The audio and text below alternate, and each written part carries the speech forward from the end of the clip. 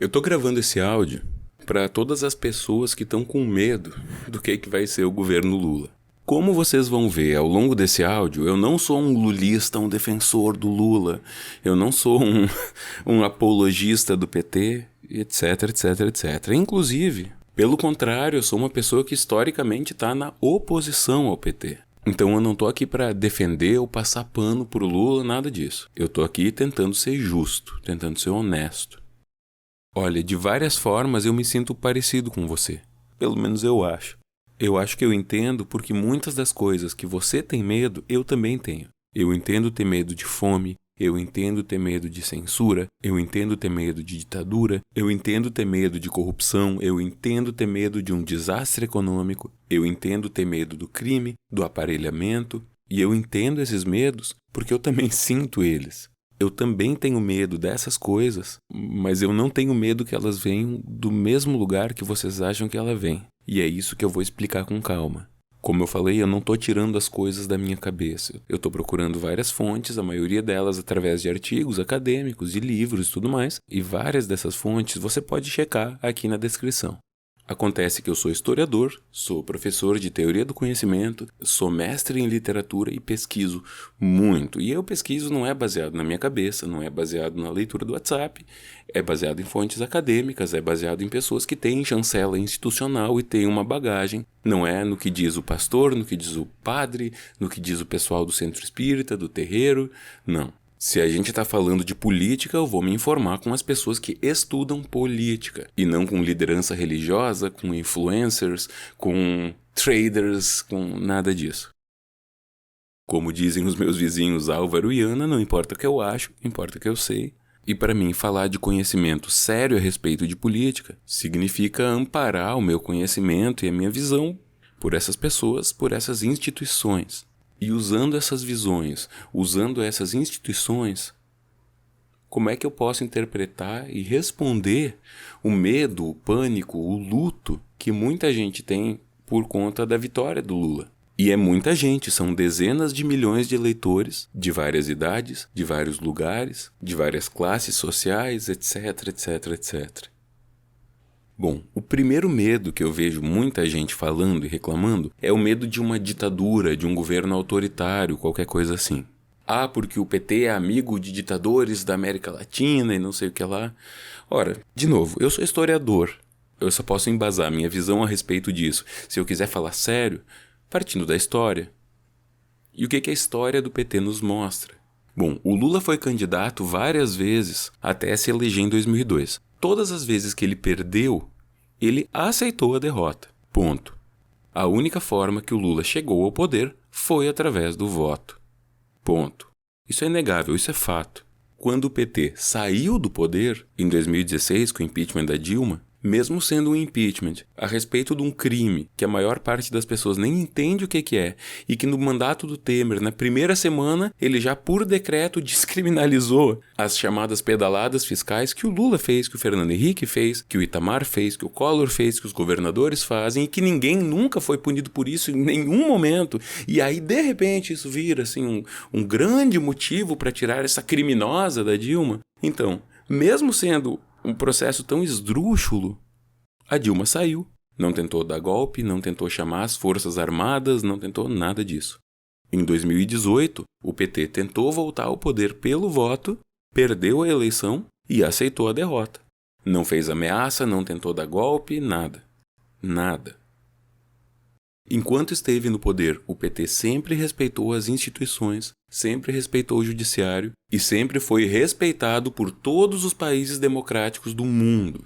Nenhuma grande liderança mundial de nenhum país, de Cuba a Estados Unidos, de Chile a Nova Zelândia, nenhum deles questionou o caráter democrático do governo do PT. E aliás, essa história de apoia a ditadura lá fora e tudo mais, isso é bobagem. O Lula, enquanto presidente, se esforçou para ser amigo de todo mundo. Mesmo em situações extremas, olha só, quando ele entrou, o presidente de Cuba era o Fidel Castro, né? Super esquerda e tal. Inclusive, quando querem xingar a esquerda, dizem vai para Cuba. Ninguém fala vai para Nova Zelândia, né?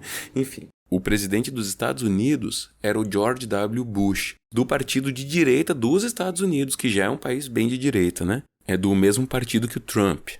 E tanto o Castro quanto o Bush, os dois eram amigos do Lula, iam comer churrasco com o Lula e o Lula recebia eles super bem e elogiavam o Lula internacionalmente. Quer dizer, o Lula se dava bem com todo mundo que tivesse disposto a se dar bem com o Brasil. Essa sempre foi a nossa política durante o governo Lula, não ficava tretando com nenhum outro país. Agora que a eleição acabou, tanto Biden quanto Xi Jinping já parabenizaram o Lula e disseram que querem retomar melhores relações com o Brasil e tudo mais. Se você acha que isso é um indício de ditadura, aí bom, aí o problema é seu, né? Além do mais, historicamente, ditaduras destroem os seus adversários. E é só você olhar para a imagem do Lula em cima do palco, com todas aquelas pessoas, que você vai ver que vários adversários históricos do Lula estão no palco com ele, declararam apoio a ele. O Fernando Henrique, que derrotou o Lula 2 vezes nas eleições, uma delas em primeiro turno, declarou apoio ao Lula. O José Serra, que foi derrotado pelo PT, declarou apoio ao Lula. Quer dizer, que tipo de ditadura é essa? Não, né? Então não. Historicamente, não existe nenhum vago indício de que o PT possa ser minimamente parecido com uma ditadura. Quem é parecido com ditadura, inclusive elogia a ditadura brasileira. Não há uma ditadura que teve lá na Nicarágua. Não, elogia a ditadura que teve aqui. É o candidato derrotado, Bolsonaro. Quem perseguiu os inimigos foi o Bolsonaro. Quem rivaliza com as outras instituições democráticas quando elas pisam no calinho dele, por exemplo, o STF, por exemplo, o TSE, é o Bolsonaro. Quando o Haddad perdeu em 2018, os petistas não estavam botando fogo na rua e parando tudo e ameaçando parar o Brasil se o exército não tomasse conta. Quem está fazendo isso são os bolsonaristas. Estão fazendo isso agora. Então não, se você tem medo que o Brasil vire uma ditadura, você deveria agora estar tranquilo, na verdade. Porque histórica e politicamente, quem se aproxima disso é o Bolsonaro, não o Lula. Outra coisa que muita gente tem medo é a questão do problema econômico, da fome, etc. O que também, historicamente, não faz sentido. Olha só, durante o governo Lula, o Brasil reduziu a fome. E isso não é uma coisa conversa de lulista e tudo mais. O próprio Paulo Guedes fala isso. Isso é dado, isso não está em discussão. Se você tem medo da fome, saiba que o Brasil voltou para o mapa da fome no governo Bolsonaro. Isso são dados da ONU e do próprio governo brasileiro. Você acha que o governo Bolsonaro ia estar forjando dados para fazer parecer que tem fome no Brasil? Não, né? Porque o próprio Bolsonaro fica falando como se não tivesse. Mas tem. E deixou de ter fome endêmica com o PT. Então, se você está com medo de ter que comer o seu cachorro, o seu gato, você não tem razão nenhuma para ter medo disso. E, aliás, eu sugiro que você não coma carne também, mas isso é por outros motivos. Enfim, esse pessoal alarmista que quer deixar as pessoas com medo, fala que, ok, o Brasil cresceu na época do Lula por causa do boom das commodities, e porque não teve guerra lá fora, e porque não teve pandemia. E olha só, teve um monte de casos de doença gravíssimos no Brasil, como H1N1, por exemplo, e o SUS só se fortaleceu durante o governo PT. Com todos os problemas que o SUS tem, com todas as limitações que ele tem, ele melhorou e se fortaleceu ao longo do governo do PT. Isso também é um dado, isso nem a equipe econômica do próprio Bolsonaro nega. Não teve nenhuma doença tão devastadora quanto a Covid, mas teve várias doenças que atrapalharam muito, e a Covid só foi tão devastadora quanto foi por conta da incompetência ou do projeto político de imunidade de rebanho, que na verdade significa contaminação de rebanho, e que na melhor das hipóteses é completamente equivocado e fez com que morresse muito mais gente.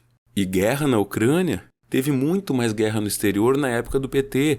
Cara, o PT entrou pouco depois dos atentados de 11 de setembro. Toda a guerra ao terror que o Bush fez, e a ocupação do Afeganistão, e tudo isso, todo esse monte de enormes crises internacionais foi durante o governo Lula. Se você não sabe disso ou se você não lembra, dá uma pesquisada no que foi a crise de 2008. Foi uma crise econômica mundial gigantesca, muito grave. E aí é claro que tem gente que diz, não, beleza, o PT só ganhou muito dinheiro por conta do boom das commodities, que é uma coisa que a maior parte das pessoas que fala nem sabe muito bem o que é. Mas em suma, que é o seguinte, o que a gente tem para vender estava muito valorizado lá fora.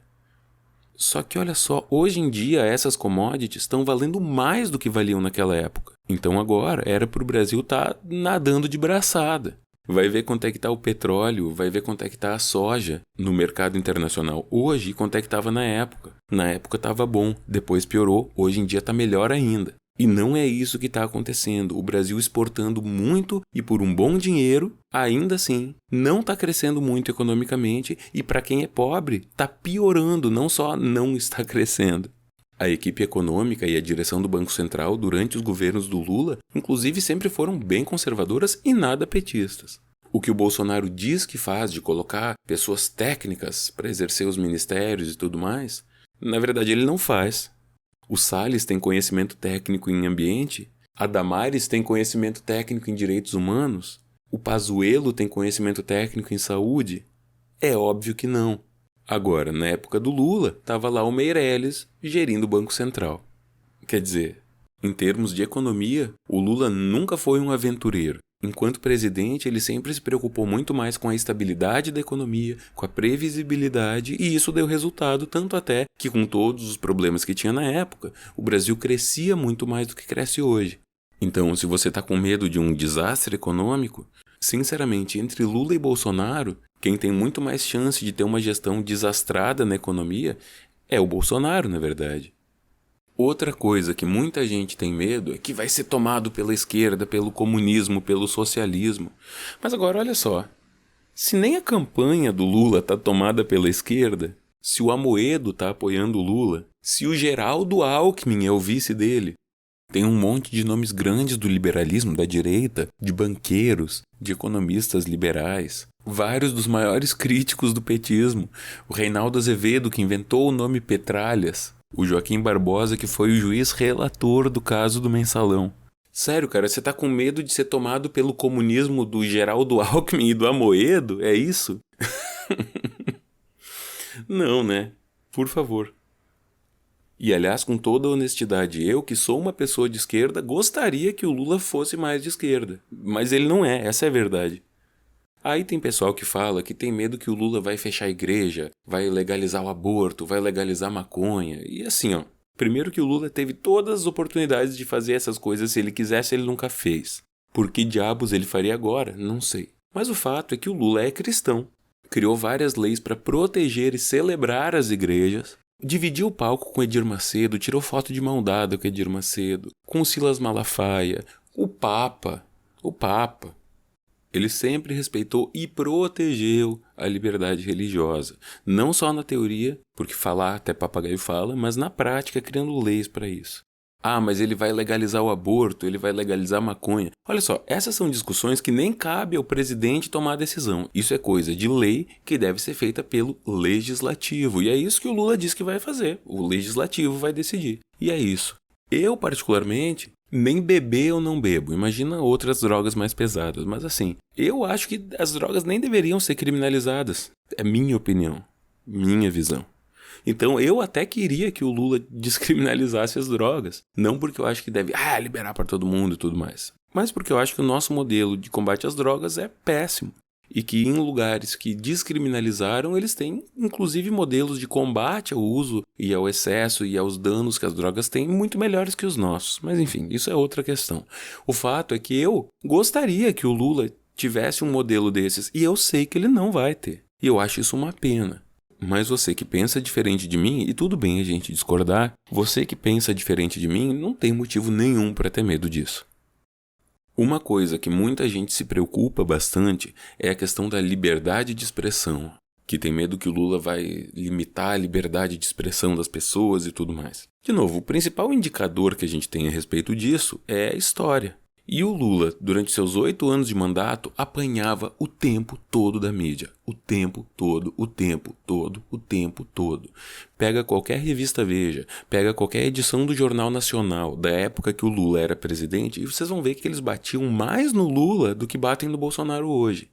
E o Lula proibiu, puniu essas pessoas? Não. Mandou perseguir essas pessoas, igual o Bolsonaro faz, que manda os bolsonaristas irem atrás de hostilizar e tudo mais, proibia essas pessoas de ficarem no espaço pessoal dele? Não. O Lula sempre tratou bem a imprensa e os seus opositores. Sabe por que eu posso falar isso? Porque além de estudar isso historicamente, de olhar para trás e ver os dados que a gente consegue computar, estudar e analisar a respeito disso, eu tenho a minha experiência pessoal também que se soma a isso. Porque nos 8 anos do governo Lula, eu era opositor do Lula. E fazendo curso de História na Federal, trabalhando no MST, que eu cheguei a trabalhar durante um ano, eu criticava o Lula para essas pessoas e ninguém nunca me ameaçou. Nunca. Agora vai ver quantos repórteres apanharam, foram ameaçados, foram hostilizados, foram perseguidos, foram demitidos por criticar o Bolsonaro. O tempo todo. Uma coisa que gera medo em muita gente é a questão da regulamentação das mídias. Porque quando fala em regulamentação das mídias, parece que está falando em censura. E não é isso. É porque é o seguinte, a lei que a gente tem que ser coerente com o mundo que a gente vive. A gente vive na época do YouTube, a gente vive na época do TikTok, e a nossa lei de mídia é de 1953, quase 70 anos atrás. Quando o Lula assumir, vão ser de 70 anos atrás. Então não tem como a gente ter uma lei para as mídias de 2023 escrita em 1953. Um modelo de lei de mídias que o PT fala em adotar desde a época da Dilma, não é novidade nenhuma isso, é um modelo baseado no dos Estados Unidos. O fato é que quem eu vejo ter medo de o Brasil virar uma censura não é o tipo de pessoa que geralmente tem uma visão muito crítica sobre as leis de mídia dos Estados Unidos. A gente tem que modernizar nossas leis, isso é necessário, qualquer presidente vai ter que fazer isso. Então que venha de um presidente que tem um histórico de ser atacado pela mídia e não censurar essa mídia. Aliás, tem gente que acusa o TSE de censurar a Jovem Pan e em defesa do Lula. E olha só, quando você distorce as coisas para pegar só uma coisinha ou outra e criar uma narrativa, pode parecer isso mesmo. Mas aí você vê que o TSE proibiu o PT de fazer um monte de coisas nessa campanha. Inclusive proibiu o PT de veicular vídeos com o Bolsonaro falando, sem cortes, só o Bolsonaro falando. A questão de pintou o clima, a questão do canibal, essas coisas assim. O Bolsonaro entrou com várias ações no TSE contra o PT e ganhou várias delas.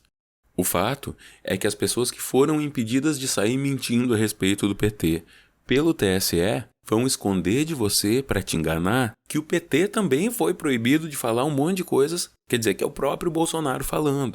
Então, se você tem medo do PT ser um governo censor, pode ficar tranquilo, porque, para falar a verdade, quem faz esse tipo de coisa, quem faz esse tipo de censura, é o Bolsonaro. Eu sei, porque eu sou ameaçado e eu sou atacado por bolsonaristas o tempo todo. O tempo todo. A última questão que eu quero falar é a mais delicada de todas, que é a questão da corrupção. Houve corrupção no governo Lula? Sim, houve. Isso é inegável.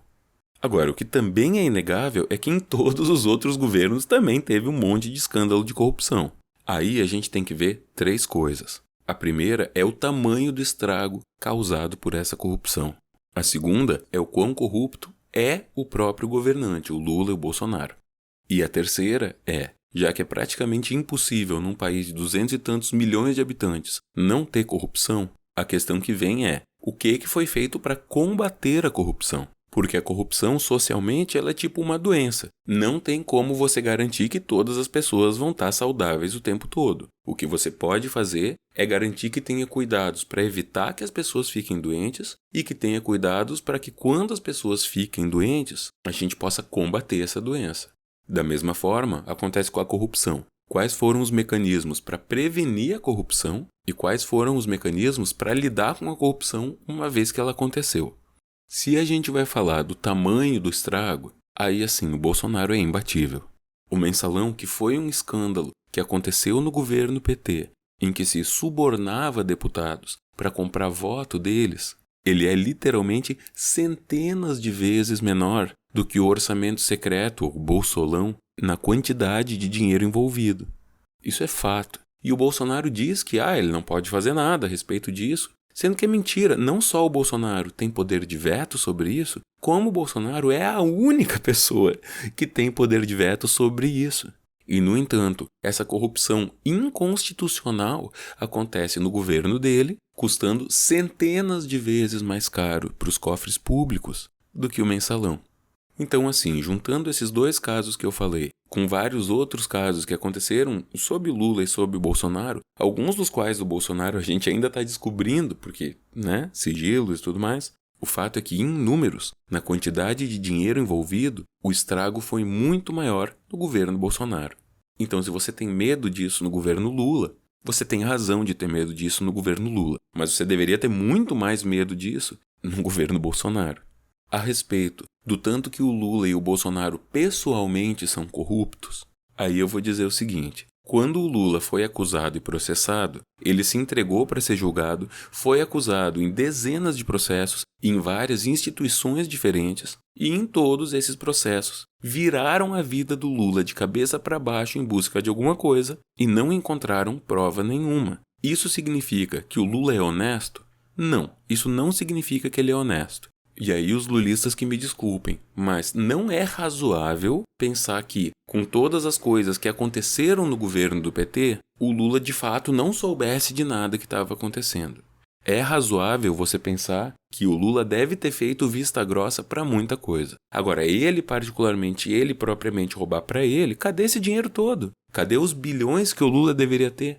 E falam do triplex e do sítio de Atibaia. Olha só, vai estudar o processo mesmo, não o que o fulano disse, não o que o Beltrano disse. E aí você vai ver o quanto que é razoável você supor que o Lula de fato estava envolvido em maracutaia. Agora, mesmo que você quiser concluir que tem esses 2 imóveis, isso em nada se compara com o patrimônio gigantesco que a família Bolsonaro e os seus aliados têm. Porque ficam falando, porque o filho do Lula é dono da JBS, porque a filha da Dilma é dona da Havan. Lembra disso? O Carla Zambelli espalhou isso. Então, só que nada disso é verdade. E já com o Bolsonaro, a gente sabe que tem no nome dele e da família dele dezenas, centenas de imóveis, muitos deles comprados com dinheiro vivo. Quem é que compra casa com dinheiro vivo, cara?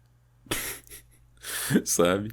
Então, assim, no quanto que cada um dos dois, Lula e Bolsonaro, são suspeitos de estar fazendo alguma coisa corrupta, você tem motivos para desconfiar do Lula, mas tem muito mais motivos para desconfiar do Bolsonaro. E aí a gente chega no terceiro ponto, que é o que eles fizeram para combater a corrupção. E o fato é que o Lula fez um monte de órgãos independentes para combater a corrupção. E quando esses órgãos independentes atacaram ele e atacaram os aliados dele, esses órgãos não foram barrados pelo Lula e não foram barrados pelo PT, tanto até que vários aliados do Lula foram pegos, foram presos.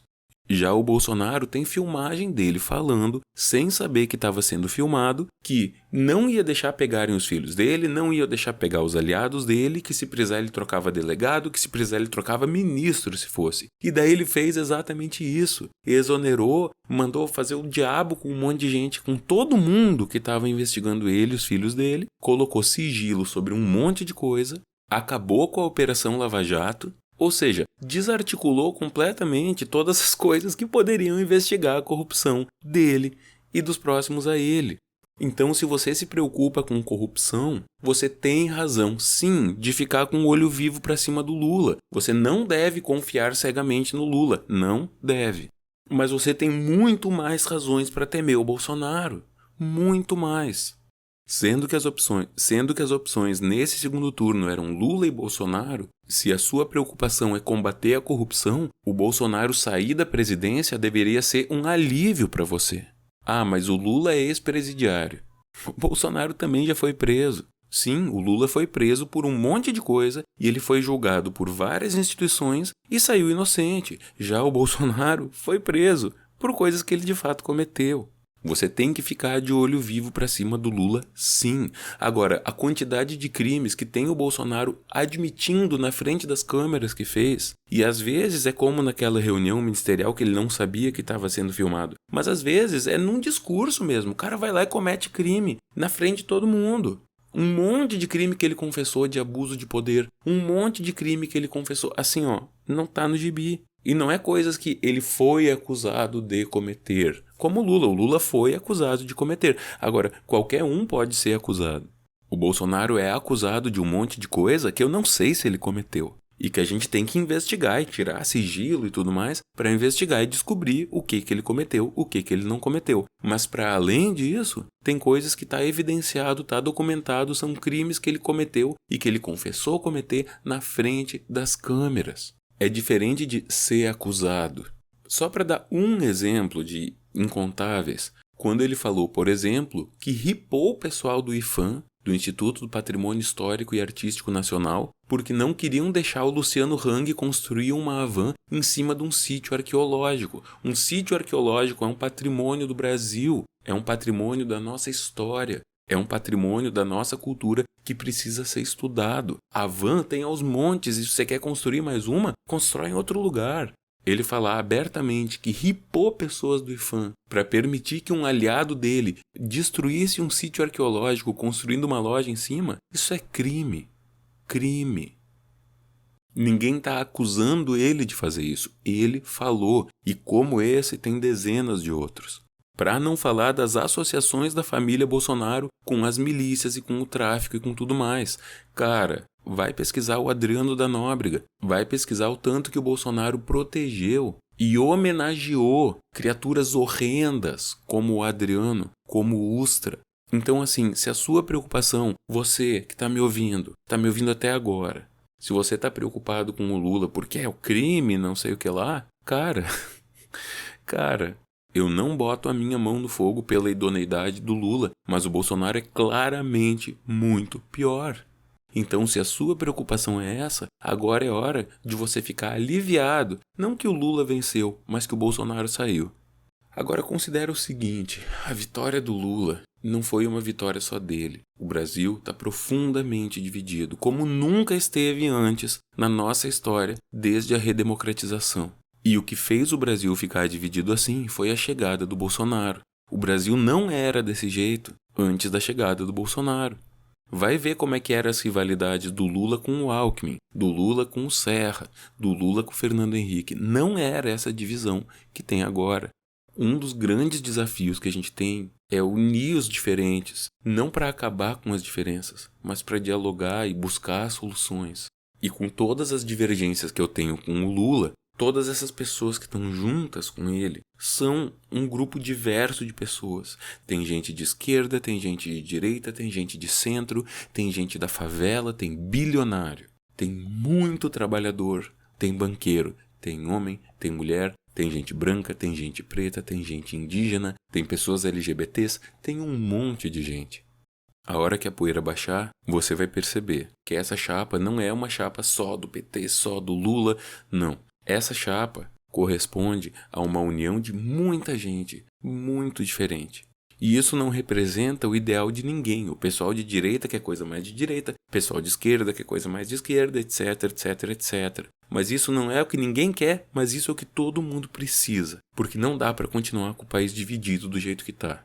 E se nada mais te encoraja a respeito da vitória do Lula, para você respirar com um pouco mais de tranquilidade, pelo menos que isso acalme um pouco o seu coração de saber que essa é a chapa mais diversa e mais sem panela e sem clubismo que já assumiu uma presidência da República. Eu, particularmente, sei o que eu quero, sei o que eu defendo, e quando o Lula fizer essas coisas, eu vou apoiar, e quando o Lula for contra essas coisas, eu vou me opor. Porque, no fim das contas, a política de verdade é isso. Não é um campeonato para ver quem é mais honorável. Não é um campeonato para ver quem é mais ética e moralmente superior. A política é um monte de gente fazendo um monte de coisa. A gente precisa estar sempre de olho. Mas às vezes concordar, às vezes discordar. Se opor nas discordâncias, se alinhar nas concordâncias e tentar fazer as coisas acontecerem. E é isso que eu estou disposto a fazer. E você?